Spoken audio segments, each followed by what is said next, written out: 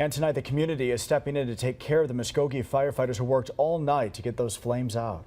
News on 6's Taylor Newcomb is live in Muskogee with how local restaurants are helping nourish those first responders. Taylor? Brian and Lori Rib Crib here in Muskogee is feeding the fire department for 3 full days this week. The manager tells me they're paying it forward after the community stepped in to help them when they had a fire of their own. Rib Crib manager Summer Perkins knows what it feels like to need community support after a fire at her restaurant just a few years ago. Step up for us and we step up for everybody else. That's why there was no hesitation when she and her employees heard about the explosion at Georgia Pacific. I think of it like, what if that was us out there doing this, trying to fight them fires? I'm sure they were all hungry. But firefighters didn't stay hungry long.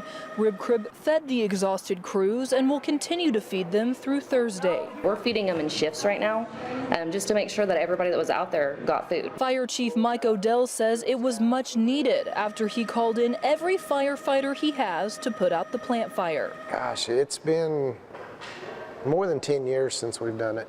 So it doesn't happen very often. He says the crew's energy was fully depleted after a long night of working in the heat. At that point, I was wanting to get them out of there, get them some rest, and because they didn't have much left in them. He says acts of kindness like the one from Rib Crib will keep his crews up and working tonight, tomorrow, and the rest of this week.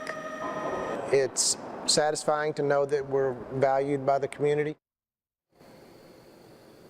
The chief tells me another local restaurant has already come forward and said they'll continue feeding fire crews when Rib Crib's work is done. Live in Muskogee, Taylor Newcomb, Oklahoma's Own News on 6.